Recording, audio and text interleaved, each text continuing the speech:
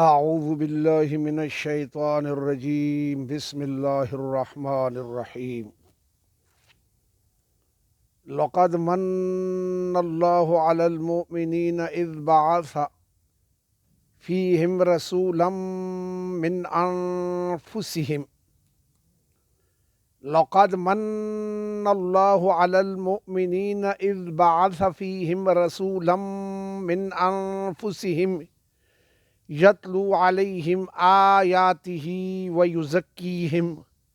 ویعلمہم الکتاب والحکمہ وَإِن كَانُوا مِن قَبْلُ لَفِي ضَلَالٍ مُبِينٍ صدق اللہ العظیم۔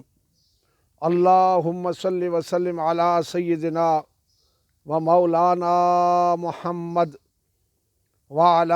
آلہ وصحبہ وبارک وسلم۔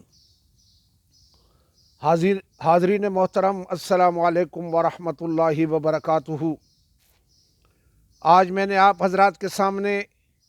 سورہ آل عمران کی آیت نمبر 164 کی تلاوت کرنے کا شرف حاصل کیا ہے، جس کا میں ابھی تمہارے سامنے ترجمہ پڑھتا ہوں۔ اللہ ذوالجلال اپنے پاک کلام میں فرماتا ہے، سورہ آل عمران کی آیت نمبر 164 میں، لقد من اللہ علی المؤمنین اذ بعث فیہم رسولا من انفسہم، کہ بے شک اللہ ذوالجلال نے مومنین پر بہت بڑا احسان فرمایا کہ اس نے انہی میں سے ان میں اپنا ایک رسول مبعوث فرمایا جو اللہ ذوالجلال کا محبوب رسول ہے، وہ ان کی طرف بھیجا، یعنی آقا کریم علیہ الصلاۃ والسلام۔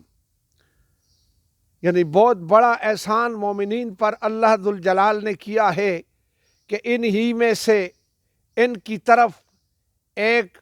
اپنا رسول بھیجا جو ان کو اللہ ذوالجلال کے احکامات بھی پڑھ کے سناتا ہے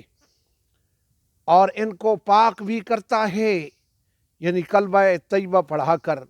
اور ان کو یعنی کلمہ طیبہ پڑھا کر ان کو پاک بھی کرتا ہے، اور ان کو کتاب بھی سکھاتا ہے یہ قرآن، اور ان کو حکمت کی باتیں بھی سکھاتا ہے۔ یعنی اس سے پہلے یہ لوگ کھلی گمراہی میں تھے۔ تو حاضرین محترم، اللہ ذوالجلال نے تحت ثری سے لے کر عرش علا تک، مشرق سے لے کر مغرب تک، شمال سے لے کر جنوب تک جتنی مخلوقات بھی ہیں، سب کی سب انسان کی خدمت کرتی ہیں۔ یعنی اس زمین کو بچھا کر اس کے اوپر طرح طرح کے خوبصورت پہاڑ رکھ دیے، جن میں اشجار و نباتات اگا دیے، اس زمین پر دریا بہا دیے، انسان کے کام آتے ہیں۔ اس زمین کے اوپر ہم کاشتکاری کرتے ہیں، طرح طرح کے پھل کاشت کرتے ہیں، کھاتے ہیں، زمین کے اوپر گھومتے ہیں، پھرتے ہیں، بڑی بڑی عالیشان عمارتیں بناتے ہیں، بڑے بڑے خوبصورت روڈ بناتے ہیں۔ لیکن اگر یہ بندہ ناچیز کیا کوئی بھی اگر اللہ ذوالجلال کی انعامات کو شمار کرنا چاہے تو نہ کر سکے۔ یعنی الغرض اللہ ذوالجلال نے اس پوری کائنات میں جو چیز بھی پیدا فرمائی ہے انسان کی خدمت کے لیے، لیکن اللہ ذوالجلال نے یہ نہیں فرمایا کہ میں نے انسان کے اوپر بہت بڑا احسان کیا۔ جب اپنے محبوب کی باری آئی تو یہ فرمایا کہ میں نے مومنین پر بہت بڑا احسان کیا ہے۔ کافروں کے بارے میں یا سارے لوگوں کے بارے میں نہیں فرمایا، سب انسانوں کے بارے میں صرف مومنین کا علیحدہ صیغہ استعمال کیا ہے کہ میں نے ان کے اوپر بہت بڑا احسان کیا ہے کہ میں نے انہی میں سے ان کی طرف ایک رسول بھیجا جو ان کو میرے احکامات بھی پڑھ کے سناتا ہے۔ یعنی اے مومنو، نمازیں پڑھو، زکوٰۃ دو، حج کرو، روزے رکھو، جہاد کرو، ایک دوسرے کے کام آؤ، یہ سب احکامات اللہ ذوالجلال کی بھی ہم کو پڑھ کے سنائے آقا کریم علیہ الصلاۃ والسلام نے، اور ہمیں پاک بھی کیا، یعنی ہمیں کلمہ طیبہ پڑھا کے پاک کیا، کفر کے اندھیروں سے نکال کر ہم کو مومن بنایا، اور ہم کو یہ کتاب قرآن بھی سکھایا، اور ہمیں حکمت کی باتیں بھی سکھائیں، یعنی زندگی کس طرح گزارنی ہے۔ تو کہنے کا مقصد یہ ہے کہ جب مالک نے کسی چیز کو عطا کرنے کا احسان جتلانے کی بات نہ کی، لیکن جب اپنے محبوب کی باری آئی تو لازمی فرمایا کہ میں نے تو ان مومنین پر بہت بڑا احسان کیا ہے کہ ان میں اپنا رسول بھیجا۔ تو اس کا مطلب ہے کہ قیامت کے دن اللہ ذوالجلال اپنے اس محبوب پاک کے بارے میں لازمی ہم سے پوچھے گا کہ میں نے اپنا ایک محبوب تمہاری طرف بھیجا تھا، جس نے میرے احکامات بھی تم کو پڑھ کے سنائے، اور تم کو پاک بھی کیا، کلمہ طیبہ بھی تم کو پڑھایا، تمہیں کتاب بھی سکھائی قرآن، اور تمہیں حکمت کی باتیں بھی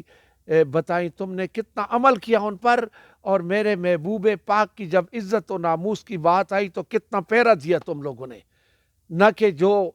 جن کفاروں نے، جن مشرکین نے، جن پلیتوں نے، جن خبیثوں نے میرے نبی کے خاکے بنائے، پھر بھی ان لوگوں کے ساتھ آپ لوگوں نے تعلقات قائم رکھے۔ تو یہ بات یاد رکھنا، اگر آقا کریم علیہ الصلاۃ والسلام کے گستاخوں کے ساتھ، آقا کریم علیہ الصلاۃ والسلام کی بے ادبی کرنے والوں کے ساتھ، آقا کریم علیہ الصلاۃ والسلام کے ختم نبوت میں رکھنا ڈالنے والوں کے ساتھ، آقا کریم علیہ الصلاۃ والسلام کے ختم نبوت کے اوپر ڈاکہ ڈالنے والوں کے ساتھ ہم لوگوں نے تعلقات قائم رکھے، تو قیامت کے دن اللہ ذوالجلال ہم کو نہیں بخشے گا۔ آقا کریم علیہ الصلاۃ والسلام کی عزت و ناموس کا لازماً خیال کرنا ہے، اور میرا پاکستان کی عوام کو یہی پیغام ہے، اور پاکستان کی حکومت کو بھی یہی پیغام ہے کہ فرانسی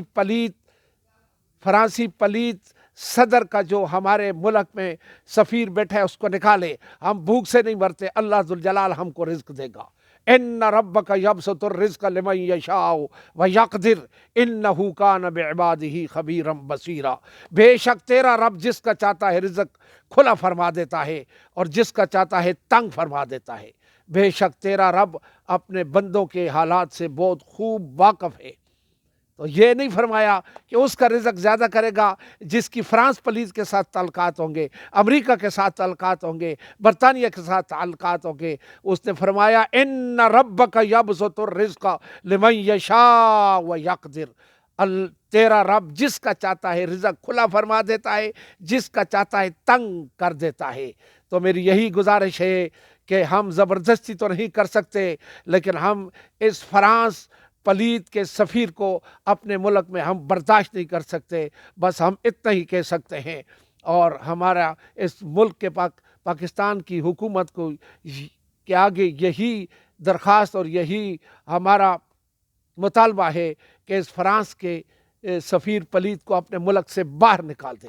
صدق اللہ العظیم و صدق رسولہ النبی الکریم۔ اور آخر میں پاکستان کی عوام کو بھی یہی پیغام ہے کہ وہ بھی بولیں اپنی طاقت کے مطابق۔ آقا کریم علیہ الصلاۃ والسلام کو قیامت کے دن منہ دکھانا پڑے گا، اگر جو بھی نہ بولا، جس نے اس دنیا میں آقا کریم علیہ الصلاۃ والسلام کی عزت و ناموس کے اوپر پیرا نہ دیا، قیامت کے دن آقا کریم علیہ الصلاۃ والسلام اس کی بالکل شفاعت نہیں فرمائیں گے۔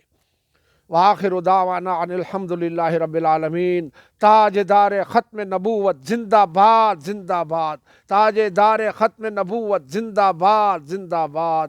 صلی اللہ تعالی علی محمد صلی اللہ علیہ وآلہ وسلم۔